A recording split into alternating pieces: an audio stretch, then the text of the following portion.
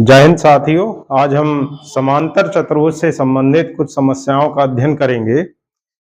सबसे पहले हम आपको बता देते हैं कि ये जो समांतर चतुर्भुज है इसकी क्या क्वालिटी होती है।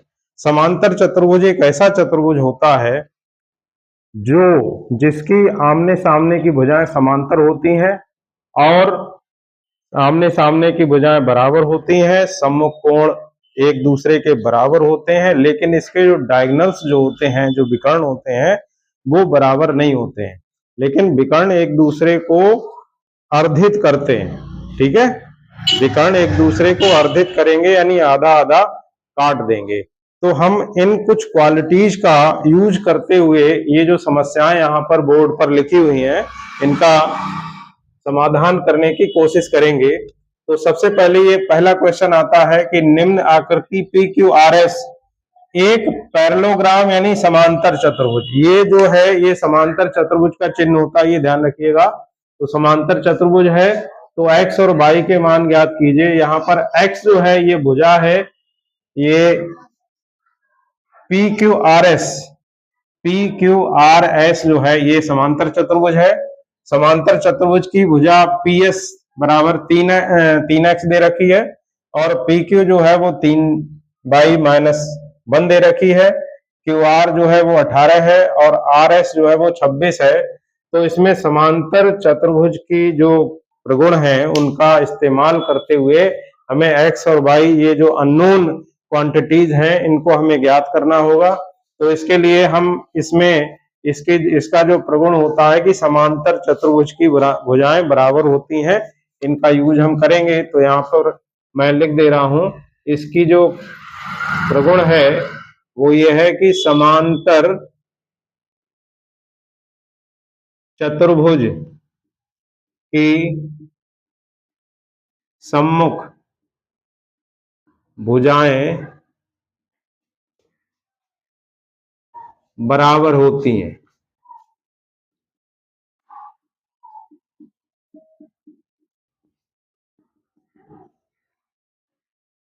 तो हमें इस प्रगुण का इस्तेमाल करना है।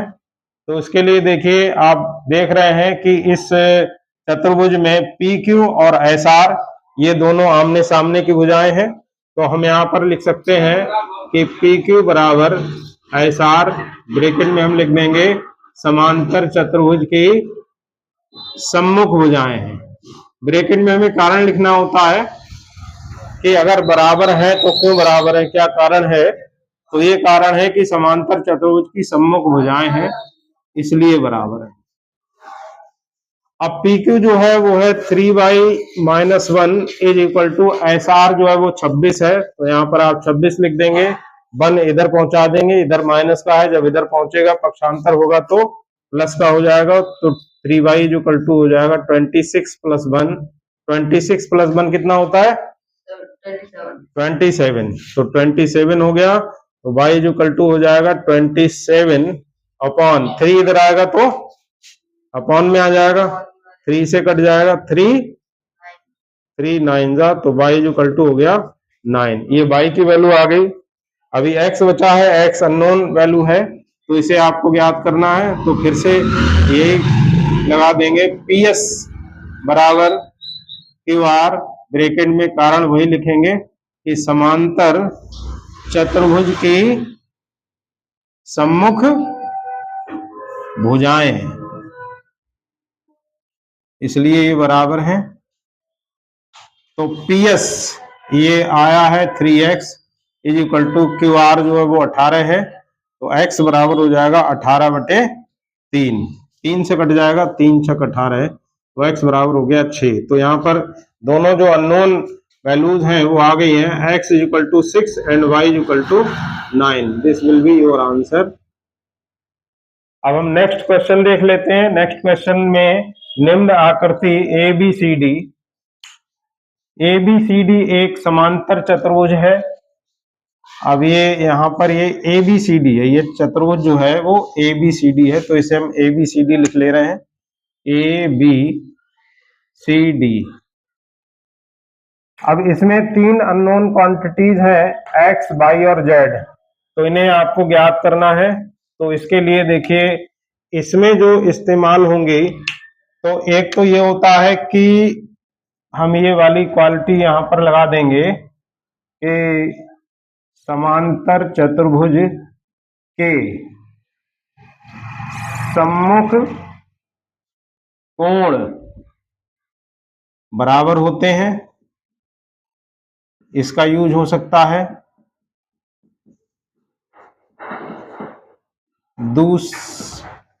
दूसरी जो यहां पर प्रगुण है वो हम यूज कर सकते हैं कि एकांतर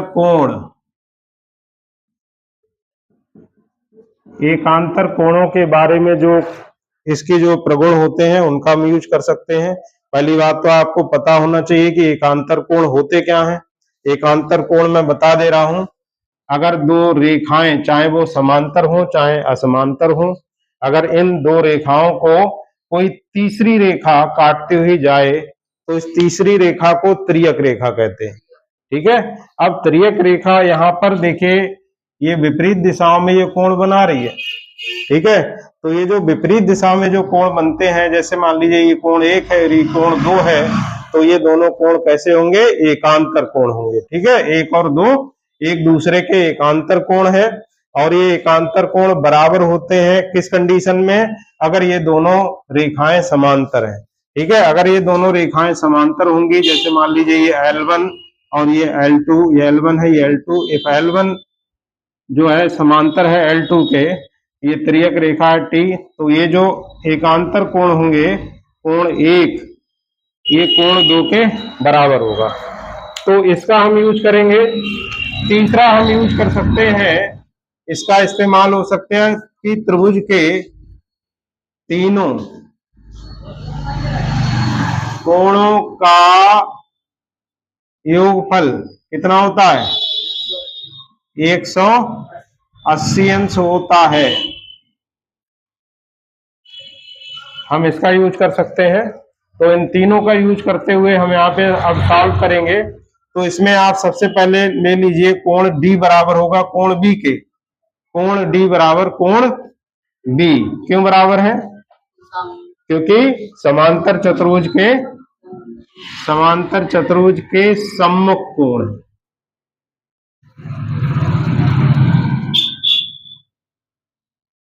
तो कोण D ये अननोन है और कोण B कितना है? 110।